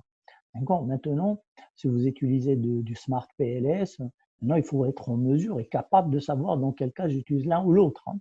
D'accord, hein. Donc ça, non. Alors, qu'est-ce qui rentre en jeu? Il y a la gratuité, il y a le coût de ce logiciel, hein. Il y a l'accessibilité, la disponibilité, et puis il y a ce qu'on va en faire, hein. Donc ça veut dire qu'à tout moment, il faut se poser la question, il ne faut pas que j'ai un bulldozer pour tuer une fourmi, hein. Souvent, les gens ils prennent un logiciel pour analyser un certain nombre de données. En fait, ils n'ont pas besoin de ça, ils ont besoin que d'Excel, hein, en fait, pour faire les analyses, hein. Donc ça dépend de ce que vous faites. Donc le choix du logiciel, c'est aussi important que le reste. De toute façon, tout ce que vous faites dans vos thèses, tous les chapitres, tout ce que vous produisez est important, y compris donc ça partie sur le logiciel. Donc vous avez donc comme l'exemple de SmartPLS ou Amos, mais vous avez le SPSS. Donc là, Emmanuel il peut en parler s'il veut, dire un petit mot là-dessus. Mais et puis vous en avez d'autres, Hermitech, Alcestre, etc. pour les analyses quanti, pour analyser les données quanti, où vous avez in vivo, etc. Mais tout ça, ça coûte de l'argent. Donc le choix, il faut le faire avec votre directeur de laboratoire, votre directeur de thèse, et les choix se portent sur pour résumer, il faut que ça soit le logiciel qui est utilisé dans votre domaine de recherche. D'accord. Les revues que j'ai, si on utilise le logiciel L, c'est celui-là qu'il faut que j'utilise. Deux, qui rentre en jeu les coûts de ce logiciel, hein. Donc Emmanuel il peut en témoigner. Donc quand on fait rien que pour les collectes de données, le dernier qu'on a payé, on a payé combien, Emmanuel? 2600, 3000 euros, je ne sais pas combien. Emmanuel, Pour Smart PLS? là, le truc qu'on a fait avec Qualtrics, on a payé combien? Le dernier Ah truc, oui, hein. mais c'était Oui, non, mais c'est juste pour leur donner un ordre de 3000 grandeur, euros, non, un truc comme ça, 3 000 euros. 2500. On a payé 2500 euros pour on a eu combien? 400, non, on a eu 570 observations. C'est ça, Emmanuel, hein, Oui, tu me oui, oui, corriges, hein. oui, oui, oui. 570 observations. Donc, vous regardez le coût et qu'on a après filtré parce qu'on n'en a utilisé que qu'une partie et qu'on a passé énormément de temps, Emmanuel, surtout Emmanuel, hein, pendant que moi j'étais en vacances, lui il travaillait sur ces données-là, donc l'année dernière au mois de juillet. Et donc pour finaliser le travail, pour finir le travail sur la donnée avant d'en faire quelque chose, hein, avant de nourrir avec l'article que nous sommes en train sur lequel on est en train de travailler. Donc si vous voulez, rien que le coût relatif à à la collecte, traitement de la donnée et sa justification, il est énorme. Donc si on prend que le coût qu'on a payé à Qualtrics, hein, donc c'est 2500 ou 2600 euros pour nous fournir 570 données. Donc vous divisez 2500 par, vous allez voir combien ça coûte. Encore. Donc les logiciels sont encore beaucoup plus chers. Donc ça dépend de ce qu'on fait. Voilà. Donc moi, je ne vous dis pas qu'il faut avoir de l'argent, il faut avoir le financement pour faire avancer. Vous êtes des jeunes doctorants, vous faites une thèse, donc faites-le avec vos moyens de bord. L'essentiel, c'est d'avancer. L'essentiel, c'est d'avancer. Il y a toujours des possibilités de faire les choses. Et si la voie des données, il faut que je sois plus assez malin pour éviter les contraintes. Hein. C'est les contraintes budgétaires, si j'ai besoin de financement. Il y a toujours, hein. Par exemple, je veux participer faire une communication. Je n'ai pas besoin de données. Je fais une méta-analyse, je vais à la communication. Voilà, peut-être que au colloque, je fais la communication. Peut-être que là, je vais trouver quelqu'un des collègues, des scientifiques, des gens qui sont intéressés par le même domaine que moi, ce qui est toujours le cas, parce que quand vous allez à une conférence internationale, vous allez vous rencontrer avec des gens qui font le même type de recherche que vous. Et là, vous partagez les cours, vous travaillez ensemble avec voilà, vous contribuez ensemble. Lui, il paye une partie, donc il travaille sur une partie. Vous aussi, avec le laboratoire, et vous créez des collaborations comme ça. Mais il ne faut pas toujours dire, voilà, j'ai pas ça, donc je ne fais pas. Il faudrait faire avec ce que vous avez. Ce que vous avez. Ça, c'est même si je vous ai dit que ça coûte tout ça, ça coûte cher tout ça, donc il faut faire avec. Donc, par exemple, pour les logiciels, il faut que vous soyez conseillé pour aller utiliser un logiciel qui est free of charge. Hein. Pas aller le chercher à Zotea. Hein. Donc là, mais alors que le pirater. Non, il ne faut pas le pirater. Vous voyez, tout à l'heure, on a commencé par rapport au plagiat. Et puis bon, là, vous allez le logiciel, vous allez faire quoi? Le SPSS, vous allez faire quoi? Aller l'acheter à Zotea à 10 dirhams? Non, il faut faire, bon, vous avez de l'Excel, vous avez d'autres choses qui peuvent le remplacer sans pirater. Donc vous voyez, donc là, ce qui est assez étonnant, c'est que, donc là, et je vais conclure avec ça, souvent on parle de cette histoire de plagiat, etc., hein, de piratage, de plagiat, etc. Et puis après, les personnes qui vous parlent de plagiat, donc quand on regarde ce qu'il fait, bon, il analyse des données, ou il fait tourner un smartphone, il a des modèles ou des pseudo-modèles qui ont été produits avec un SPSS ou avec un logiciel que même une organisation à but lucratif ne peut pas se permettre. Hein. Vous voyez, donc qu'il a piraté. Quoi. Voilà. Donc ça, donc faites attention à ça, de pas, il faut rien pirater, deux, il faut toujours trouver, il y a toujours des solutions. Donc là, je termine avec, il y a toujours des solutions. Il suffit de s'adresser aux bonnes personnes qui vont vous aider à trouver les solutions et à apprendre. Donc pour les logiciels, on va réserver donc une séance pour l'Eramutech, une séance pour le Smart PLS. Hein. Donc là, Smart PLS, et puis Emmanuel, mais donc là, c'est moi, pas d'affinité avec, et puis pas du tout, hein, pas du tout avec le SPSS, mais je pense que bon, quand vous avez fait votre master et tout ça, on vous a appris le SPSS, hein, mais donc là, je vous ferai une séance avec peut-être Emmanuel s'il a envie, sur l'Eramutech hein, et sur le Smart PLS, parce que c'est les deux. Eramutech, bon, c'est une version qui est proposée gratuitement, vous pouvez l'utiliser. Vous pouvez l'apprendre rapidement. Et puis, il y a un autre, donc le Smart PLS, il y a une version qui est éducation, puis il y a une autre version qui est étudiant, même si elle est limitée, vous pouvez déjà l'utiliser. Vous pouvez déjà l'utiliser. Et puis, vous en avez un sur vos ordinateurs, à savoir le Excel. Hein. À savoir Excel, vous pouvez déjà faire pas mal de choses avec. Hein. Bon, voilà, Emmanuel, tu peux ajouter des choses sur les logiciels pour d'analyse des données ou j'ai résumé la chose. Oui, non, je suis vraiment complètement d'accord avec toi. C'est-à-dire que ne dites pas, ah bah oui, tiens, je connais un logiciel, il est très bien. Et très bien, tout dépend de ce que vous voulez en faire. Et puis l'idée que, effectivement, selon le milieu dans lequel on est, il faut à tout prix utiliser SPSS, ou au contraire, surtout pas l'utiliser. Certains sont sur des logiciels comme R. Alors, en fait, les logiciels les plus performants, c'est des logiciels gratuits. C'est-à-dire que là, tu parles d'Iramutech. Iramutech, c'est vraiment, je sais pas, mais c'est ce qu'on fait mieux dans l'analyse de données textuelles. C'est gratuit. Juste, si tu permets, Emmanuel, bon, pas parce que tu as soulevé la question.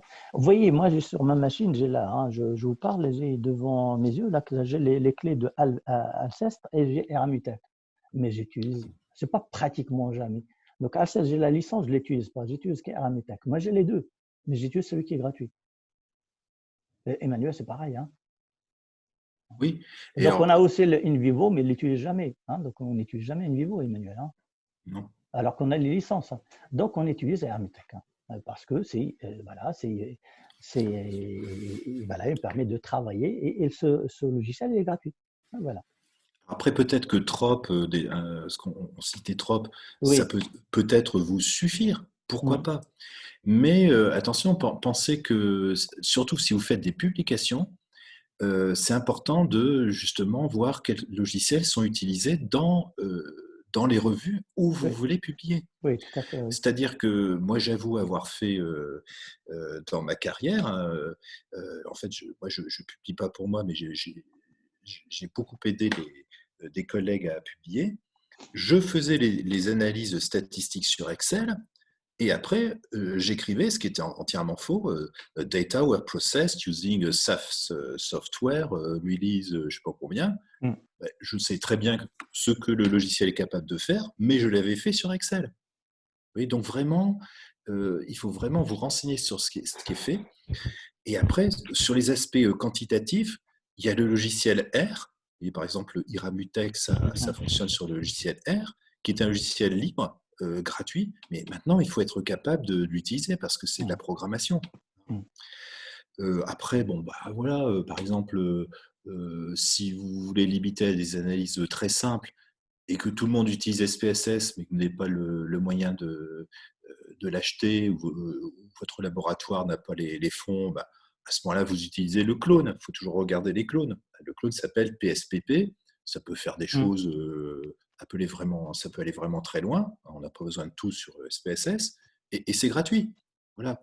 Donc, en fait, je pense que la première chose à faire, je suis d'accord vraiment entièrement d'accord avec toi, Zédine, c'est dans le milieu, là où vous voulez produire votre thèse et après publier, quels sont les logiciels standards? Vous voyez, par exemple, dans le domaine de la pharmacie, si on n'utilise pas le logiciel SAS, on ne peut pas faire de publication. C'est un standard. Vous voyez, dans d'autres domaines, on ne pourra pas faire de publication sans passer par, je sais pas quoi, MATLAB. Voilà. Donc, tout Mm. dépend vraiment du milieu dans lequel vous êtes. Et après, sachez qu'il y a après des petites astuces qui permettent quand on n'a pas les budgets, de récupérer des clones ou des logiciels libres équivalents. Typiquement, MATLAB, c'est Scilab qui est le clone, etc. Mm. Mais surtout, ne dites pas, voilà, pour faire, je ne sais pas quoi, l'analyse de texte, il y a tel logiciel qui marche bien. Non, qui marche bien pour faire quoi? Ou par exemple, NVivo, c'est un logiciel donc, qui coûte cher, mais qui ne nous convient pas, parce que ça ne fait pas ce qu'on attend d'une analyse textuelle. Et donc, derrière ça, il y a quoi ceux qui font vraiment l'analyse des données textuelles, c'est Alcest ou Iramutech. Alcest, c'est payant. Et en fait, mon collègue avoue que lui utilise Iramutech, qui est logiciel gratuit. Vous voyez. Et qui d'ailleurs a une interface graphique très conviviale, très facile à utiliser. Et le corps de ce Hermetex, c'est le R. Hein. Donc c'est juste pour éviter d'aller apprendre le R. Hein. Vous avez l'interface graphique et il suffit d'apprendre à l'utiliser. Parce que le but, votre objectif, c'est pas d'apprendre des spécialistes de tel logiciel. Votre objectif, c'est de répondre à votre question de recherche, hein, qui, a, qui va vous permettre d'obtenir votre thèse, hein, et de faire le mieux possible. Hein. C'est ça l'objectif. Il ne faut jamais perdre de vue l'objectif de départ. Votre question de recherche, en conclusion, la réponse. Hein. Et c'est ça qui va faire qui va vous permettre d'avoir une bonne thèse et de faire votre thèse. Bon, là, on a beaucoup débordé. Est-ce que vous avez une dernière question? Si ce n'est pas le cas, ben, je vous dirai à toutes et à tous merci pour votre présence. J'espère que ça vous a été utile ce qu'on a fait ensemble et que bon, et qu'on est là pour vous aider afin de faire de très bonnes thèses et de les réussir et venir nous aider en tant que collègues enseignants-chercheurs pour former donc ben, nos compatriotes et au-delà de nos compatriotes. Voilà, et apporter votre réelle contribution. Avec l'éthique et l'honnêteté intellectuelle et avec les valeurs, ben, qui nous caractérisent. Voilà. Est-ce que des questions? Non. Ben, écoutez, ben, je vous remercie et je vous souhaite à toutes et à tous une bonne soirée et bonne continuation. Manuel, je te dis au revoir, mon ami. C'était encore là. Je te souhaite une bonne soirée aussi. Oui, merci Azedine. Allez, Bonne soirée. bonne soirée tout le monde. Au revoir.